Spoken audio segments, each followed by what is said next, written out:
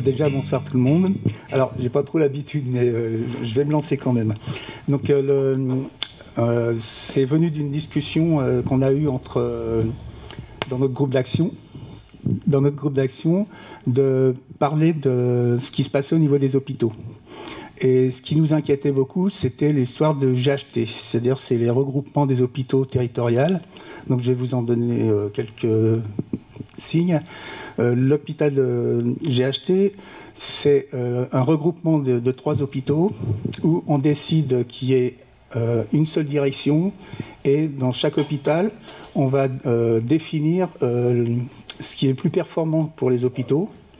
Ce qui fait qu'on ne pourra plus dire que c'est un hôpital de proximité parce que chaque hôpital aura une spécialité.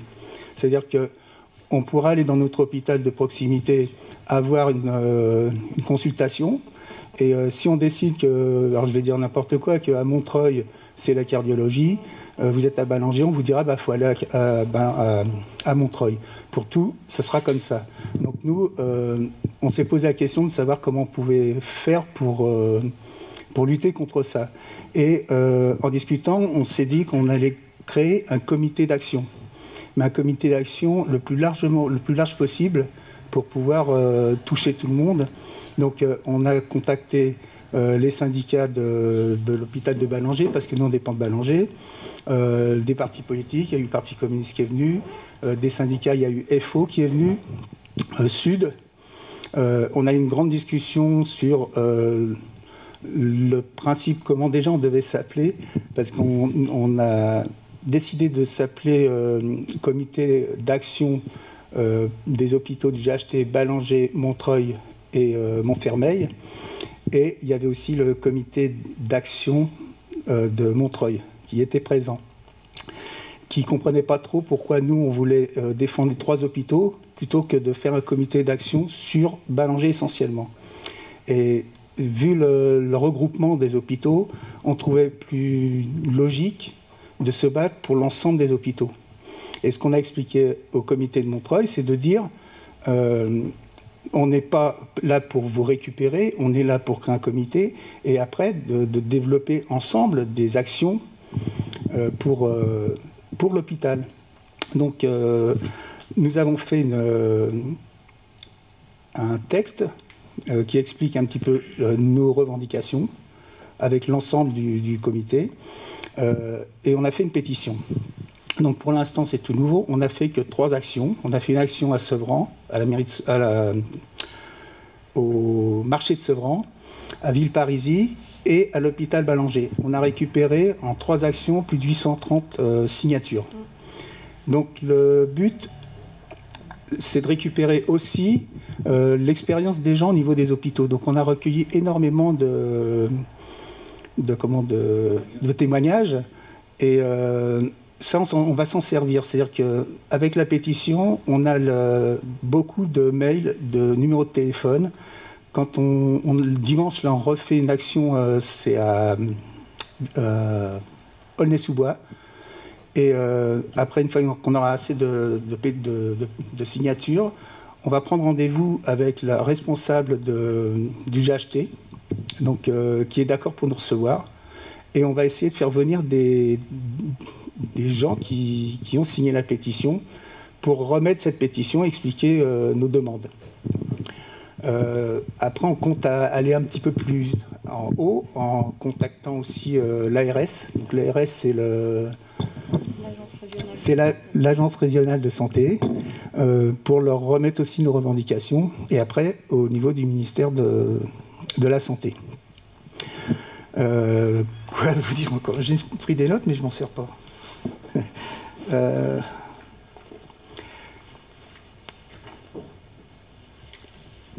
Voilà. Donc nous, pour ce qu'on veut continuer à faire, c'est poursuivre les signatures, bien sûr, tenter de rencontrer les signataires, ce que je vous disais, rencontrer la direction du GHT, et lui porter les pétitions, les transmettre à l'ARS, puis au ministère. Après, ce qu'on souhaite faire aussi, c'est rencontrer le personnel des hôpitaux pour élaborer avec eux des demandes, des propositions aussi pour faire avancer les choses. et relancer les rencontres avec le comité de Montreuil, parce qu'on n'a pas l'intention d'être chronophage et puis d'essayer de les bouffer. Voilà, quoi. Donc si vous avez des questions... Moi j'en ai une en fait. Tu mentionnais tout à l'heure les témoignages. Oui. Est-ce que c'est des choses que tu as déjà pu consulter ou alors tu as toi-même recueilli? Est-ce que tu pourrais nous donner des exemples, alors, les exemples de ce que les gens racontent? Voilà, alors les exemples, c'est beaucoup sur l'accueil au niveau de l'hôpital, où bien souvent ils nous disent ouais, on a attendu 3 heures pour avoir notre consultation. C'est le temps passé pour avoir un rendez-vous. Ça ne se compte pas en 15 jours, 3 semaines, hein, ça 4 mois, 5 mois, 6 mois. Moi, je vois un cardiologue et je vois un pneumologue. Quand je prends un rendez-vous alors que je suis suivi par eux, c'est pas rare d'attendre 4-5 mois pour avoir un rendez-vous. Si j'ai un problème en cardiologie, je prends un rendez-vous, j'attends 6 mois avant d'avoir un rendez-vous. Donc c'est tous ces problèmes-là qu'il y a. Il y a un autre souci aussi dont je ne vous ai pas parlé dans le GHT, c'est le problème ambulatoire. C'est-à-dire que, et je vous dirai après pourquoi il y a tout ça, le GHT, l'ambulatoire. L'ambulatoire, c'est le principe de, on rentre à l'hôpital, on se fait opérer, le soir on rentre chez nous. Donc pour des gens qui sont en pleine forme, par exemple un sportif qui se blesse, qui va se faire opérer, il rentre chez lui, il peut se soigner, il peut arriver à se soigner et tout.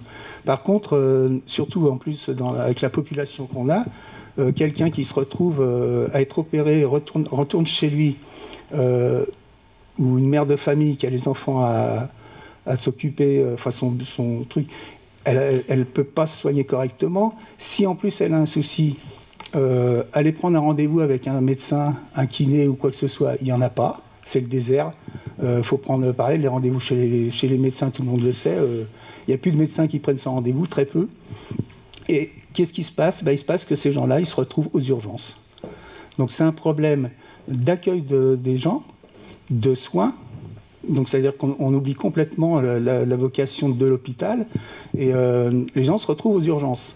Quand on sait que les urgences, l'état des urgences des hôpitaux qui est catastrophique, je sais qu'à Ballanger, ils reçoivent 2 fois plus de monde que ce qui est prévu dans la structure actuelle.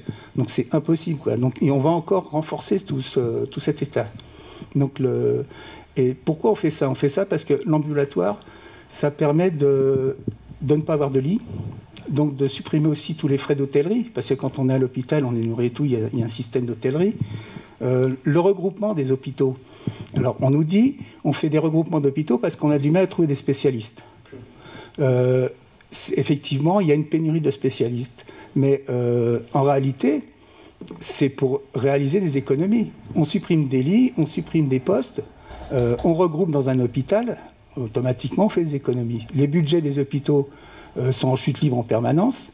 Donc tout ça, c'est parce qu'ils ont une vision comptable de l'hôpital, de ce qu'est l'hôpital, alors que nous, on a plutôt une vision où l'hôpital, son rôle, c'est de soigner les gens. C'est humain, c'est pas... Donc le manque de personnel, toutes ces choses-là, nous, c'est ce qu'on met sur la table. Voilà, j'avais oublié de vous en parler. Pardon? Ça va générer des suppressions pour tout à fait. C'est déjà en cours.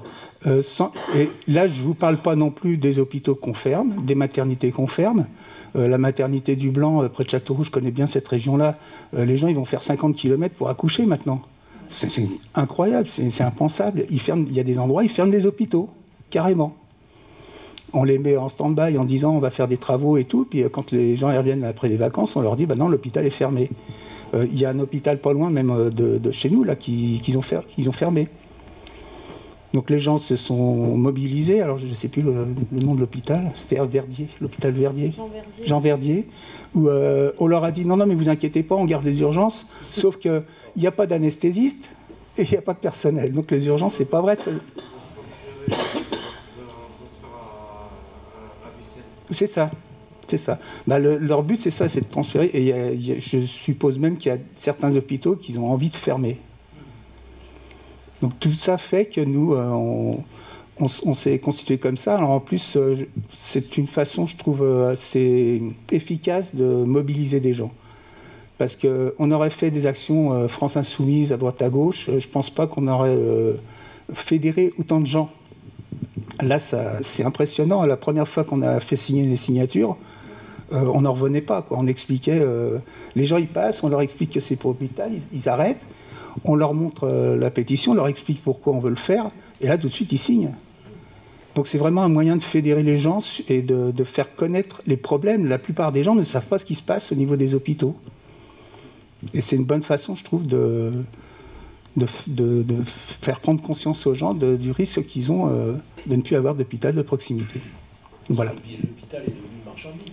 C'est une marchandise. Tout est fait par des comptables en réalité. On ne parle que de budget. Ça date pas de maintenant. Hein. Quand on a commencé à payer les hôpitaux à l'acte, c'était ça. Plus on faisait d'actes, plus ils recevaient. Donc c'était vraiment... et maintenant ils se rendent compte que c'est grave. Que ça crée des déficits partout. Donc...